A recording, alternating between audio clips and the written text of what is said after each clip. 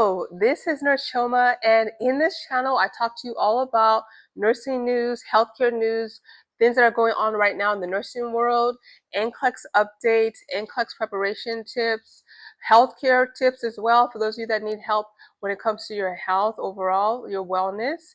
And I do like to sprinkle in a couple of things that may be for those that are entrepreneurs that want to pursue entrepreneurship in the area of healthcare. So all of those things are what I talk about in this channel. So if that sounds like something that you're really interested in, go ahead and hit the subscribe button right now below this video, and I'll see you guys in today's video.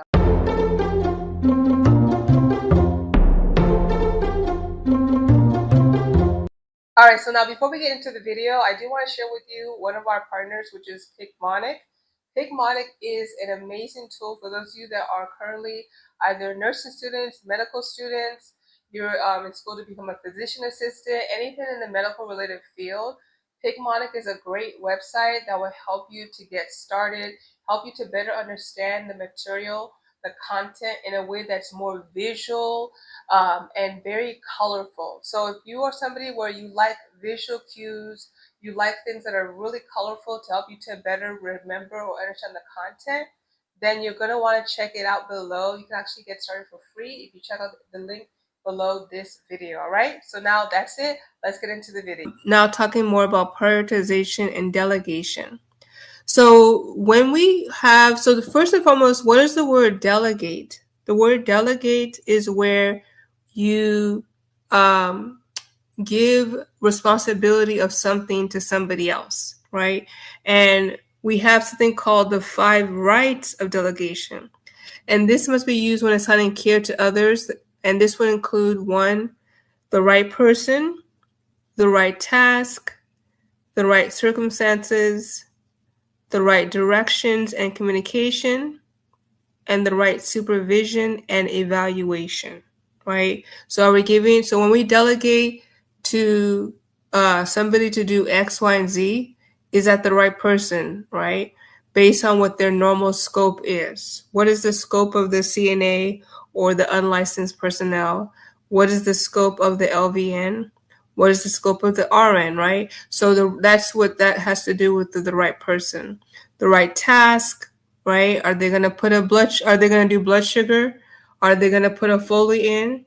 Are they going to start an IV? What's appropriate for them to do, right? So like, for example, I've seen some places, I've always been exposed to CNAs don't do blood sugar checks, but there are some instances, not for the NCLEX though, most likely, but there are some instances where some facilities actually permit for CNAs to do blood sugar checks. So that's what's referring to as far as task, right? Circumstances, given the situation. So for example, if we had a patient, the CNA can, of course, ambulate all patients, right? Ambulation, hygiene, that's a normal task for them to do. But there are certain circumstances where it may not be appropriate. So for example, if a patient just had a cardiac catheterization, part of the post-op is that they have to keep their legs straight for at least 4 to 6 hours. So they have to stay in the bed for that period of time. So although a CNA can help ambulate, right, but that would be the wrong circumstance to allow them to do so. Right directions and communication. So pretty much being able to properly communicate, hey, please help feed the patient only with their left hand, or take their vitals, but not on their right arm, right? No vitals on the right arm. So that's the example of directions communication. Supervision and evaluation. So that's pretty much, do they need to be supervised and evaluated when they're performing whatever it is that they're doing?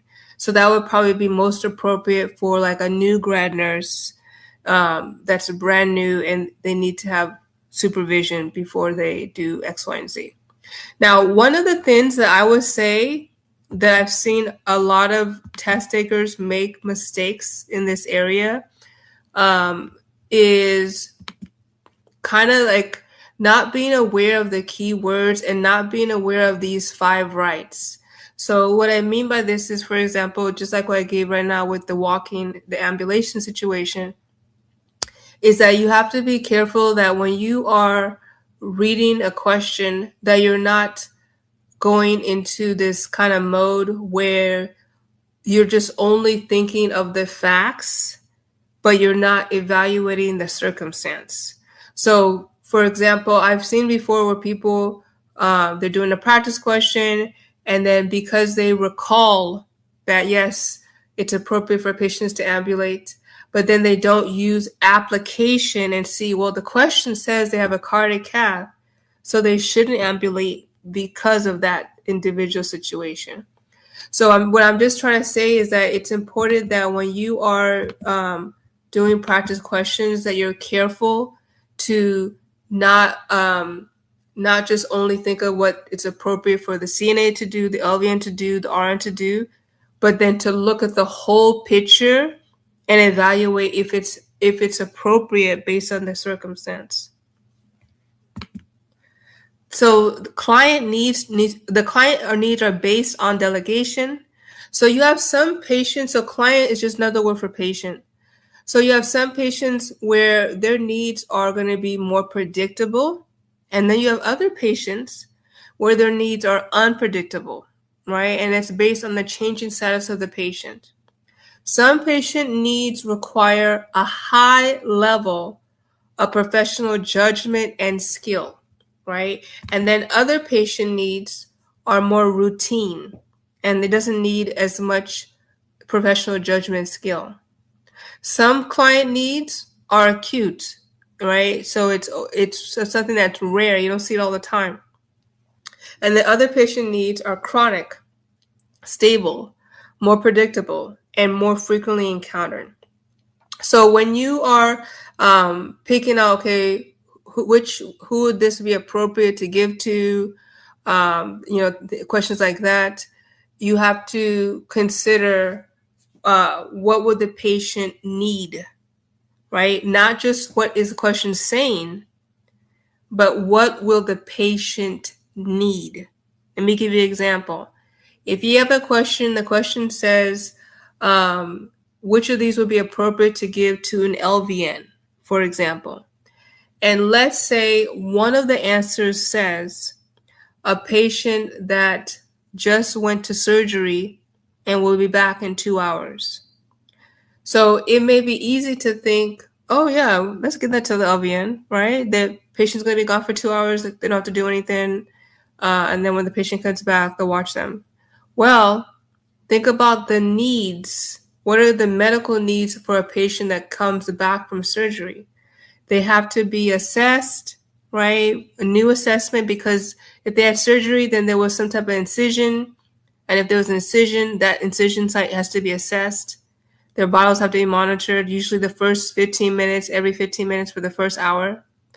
So that would not, and then also these patients, if they have surgery, they're likely going to be in pain, right? Severe pain. And if they need pain, if they're going to be in pain, they're going to need IV pain meds.